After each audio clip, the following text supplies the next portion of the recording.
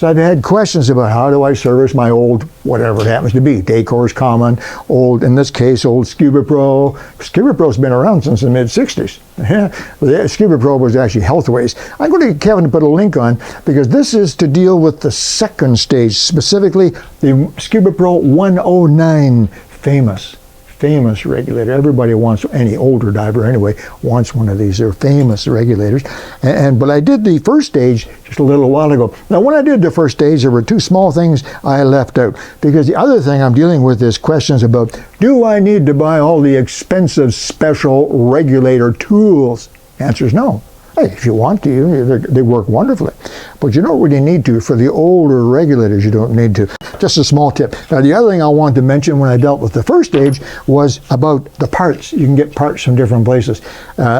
Most of the parts that you need to replace on regulators when you're servicing are common O-rings. Common O-rings. And you can get them anywhere. There are no kits for these older regulators. They didn't have kits, they don't make kits. But you can get, there's a place called, I use this guy, CaptainOring.com. CaptainOring.com.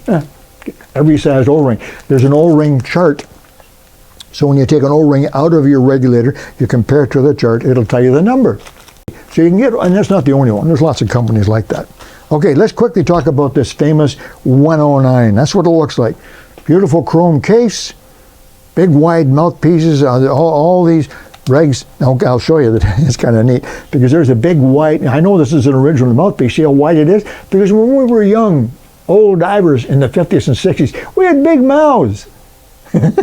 My wife would say, you still do, Alec. Anyway, they're super wide. I don't know why that was like that. Modern mouthpieces, you see how they're narrow and long? They reach back so that your teeth at the back of your mouth can grab them too. But I know this is an original mouthpiece because of the width. They're super wide like that. Original here, and everything is original on this. So let's take a quick look and see what you need in order to service this second stage. Well, in this particular case for Scuba Pro 109, a famous old regulator, you need a small screwdriver. Because the face, the whole second stage, the whole body, in fact, is held together with two screws. So if you take those two screws out like that, this clamp comes off the top, this clamp comes off the bottom, like that, and now the second stage will fall apart. Reach in carefully, you don't want to hurt it. Carefully lift off the chrome cap. Chrome cap, just like that. And then you can lift out the rubber cover. And here's something kind of interesting I want to point out to you. This is a rubber cover, so it's flexible. So you can push on it for purging. You all know about that. But in the middle on these old Scuba Pro regulators, I'm not sure about the new ones, they had this really nice metal insert. You can see it there. Okay, I'll get Kevin to take a close-up of it. You Scuba Pro fans, or even if you're not a fan, next time you're in your local dive store, take a look at the Scuba Pro regulator. It's kind of neat. If you look at this famous, long time, famous Scuba Pro S for Scuba Pro, you'll notice that the ends are different. You see, this end has a point. This end looks like a fish fin. Which way does it go? Does it go like that or go like that? Well, technically, according to Scuba Pro, it goes like this. So this is actually a mermaid or fish with the tail fin at the bottom and the pointy head at the top. Small thing, but kind of interesting, huh? Okay, so that comes out of there. Next is the diaphragm. Now, this particular regulator, I can tell you right now, is not original. This diaphragm is not original because this is silicone. We didn't have silicone diaphragms in the 60s, 70s, and 80s, trust me. They were just black rubber. But you take the diaphragm out now, you've taken it all apart. That's it. That's all there is. There is a rubber exhaust valve down in here. We'll take a close-up of that, so that when you suck in, it seals. You don't get water coming in. When you blow out, if there's any water in the regulator, it goes through that rubber seal and comes out the exhaust port along with your exhaled breath. A little rubber seal. You can still purchase those. Your local dive store will have them, or a company called Trident Dive. I'll get Kevin to put that link on for you. And there's a lever. That's all there is to it. So when you have this regulator in your mouth, I think you've seen this in some of my other videos, and you draw in,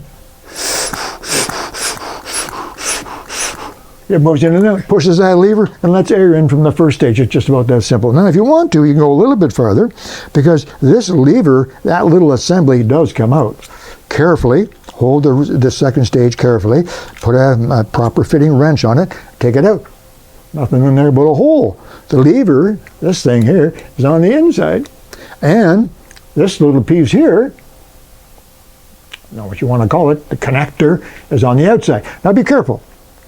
When you go to reassemble this, quite frankly, the threads won't fit. You can't put it back together improperly. But when you go to reassemble it, you need to take a look down inside and see which side is which. You see, on the bottom end of this lever right there, there's a little rubber disc. Right there, a little rubber disc. That is your second stage seat, or sometimes called the low pressure seat. This is what stops the air. Or when the lever is pulled, you see the seat moves a bit? Lets air through so that you can breathe, just that simple. Now that rubber seat goes down inside this part here. And you can see down in there, but if you could see down in there, you can see that there's a tiny raised edge. It actually sticks up a little ring, and it's got a sharp edge on it. Look at that, you can't see it. Kevin, you're unbelievable. What a cameraman. Anyway, so obviously when you go to put this back together, that raised ring has to match up with that seat. So to put it back together, that goes in like so, that goes in like so. You set the diaphragm in, and the cover, and put the clamps back on, and snug everything up. This is the way it ought to be. And you've just taken apart your second stage, which is kind of good in scuba. Was replaced a couple of years later with the 109 balanced adjustable. Can you see the difference? They're identical, except for this knob over here. What's with the knob? Well, that's the balanced adjustable. And that's a device, a feature that even modern regulators have on them. So I'm going to take this apart, and you'll be able to see now what an adjustable regulator looks like. And we can discuss very, very quickly whether you even need to have an adjustable second stage. Doesn't really hurt, other than the fact that it costs quite a bit more. It costs quite a bit more to service it, and it has twice as many parts. Me, I'm a big fan of simple. Yeah, that's why Kevin and I get along so well. A lot of things, simple, means they're dependable. So now I've taken off the cover, there it is, and there's the rubber insert, and there's a genuine, that's an original Scuba Pro, I can tell. And here's the inside of this one. It's a little different from the inside of this one. You can see this one has the lever, exhaust valve. This one has a different E-lever, that's okay, an exhaust valve, but it has a tube that goes all the way through, and over here on the back end there's a knob. What the heck is that for? Well, let me explain as I take it apart. When it takes a moment to take this early version apart, later versions had a split pin. This early version has a little rounded pin like that, which you just pull out. And once you pull that out, then you can undo this thing here, this knob, undo it. That pin stops it from coming right out. You don't want it to come all the way out when you're underwater. Yeah, so they stop it with the pin. Now watch what happens up here. Okay, I'm going to take that right out of there. Ready? Watch up here. Oh, the lever just fell. Now the reason the lever just fell is because this spring-loaded portion is pushing on the poppet. Watch. If I reach through there like this, that closes the valve. So what's all this about? All this extra junk? 6 extra pieces. O-ring, knob, plastic seat clip. What's with all that? Well, all that does is push on the back side of the valve. So when you take your regulator in for service to your local dive store, they take everything apart, clean everything, replace all the replaceable parts, just as I've suggested you can do, and then put it back together. Now the first stage in particular, they set the first stage to the proper pressure, which is typically around 150 psi.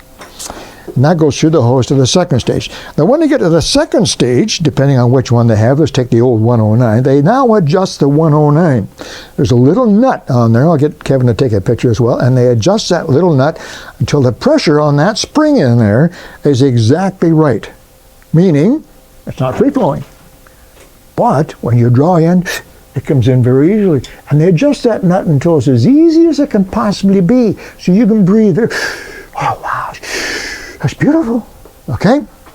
Now, for a variety of reasons, scuba manufacturers decided that they should make that pressure on that spring adjustable. Yeah. So they put a plastic seat, there it is, and a spring up in there. Then they put this adjustable knob in like that. So now that they can adjust the pressure on the back side of that seat. And this is a very, very fine adjustment, just little wee bit, little wee bit.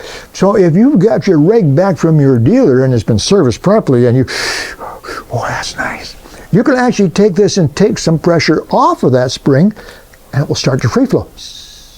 Not too late. You don't want the regulator to breathe on its own. So then you turn it back in a little wee bit. Stop. Ah, it's beautiful. It's like walking through the woods, just breathing beautiful spring air. You don't even know you have a machine in your mouth. In other words, it is as easy breathing as it could possibly be. If it was any easier to free flow, right? You can make it harder too. Keep screaming it in, that's fine. Which you don't want either. See, you turn, that's what that's all about. That's all it's for. Now, me, my personal opinion, extra cost, a lot of extra parts. Dive Store did a good job. It's easy breathing. Where's the beef? But that's a nice feature. It's a nice feature. It's not stupid. It's a nice feature. Can be useful. Can be useful. Let me say one more thing. If your regulator is working fine and it starts to free flow, all the adjustment knobs in the world are not going to help you, because that's coming from the first stage. I'll explain that again sometime. But it is a nice feature to have, that adjustable second. Not necessary, nice. Part of the problem is, of course, I was trained and raised and dove for many, many years using two-hose regulators, the old bubbly Mike Nelson regulators. I still have several. And they were not known to be easy breathers. You know, you had to work. But you got air every time. Every time you sucked in, you got air, which is the whole idea, right? But they weren't easy breathing, so perhaps I'm not as sensitive as a newer diver. Anyway, there's some tips and some ideas on your second stage, older second stage regulator. I want to show you one more thing. This is a standard 109 adjustable. This is kind of a special one. This is a very, very early one, because for a very short period of time, first year, maybe only for a few months, they actually printed right on the case, balanced, adjustable. You can barely see it on there. This is an original, very early one with the balance. They soon stopped doing that. Just a pain in the butt. Didn't need to. And that's the standard one. You can see that your hose comes in over your right shoulder into here, and your adjustable knob is over here. Now here's a funny one here. Look at same regulator. What? Oh, it's not the same. Oh, you got to turn it like this. This is a left-hand version, where this particular one, the hose comes in from the left. Otherwise, it's exactly the same adjustment, but the hose comes in from the left. Really, really odd. Every company, for a while, had a left hand, or reverse, I prefer reverse, regulator for the hose coming from the left. This is when safe seconds were just beginning to become popular, and they were trying different ideas to make safe seconds efficient and easy to use. And some companies, several companies, thought if the hose came from the left, then that would hang there and your buddy could take it. That's what it was all about. But that's quite rare. A left hand adjustable 109. Quite rare in that order. Anyway, there's some ideas, a bit of history for you, and some thoughts on repairing your own regulator. Okay, that's it. Talk to you again real soon. Alec Peirce, Scuba Tech Tips. Hope there was something in there for you. Bye-bye.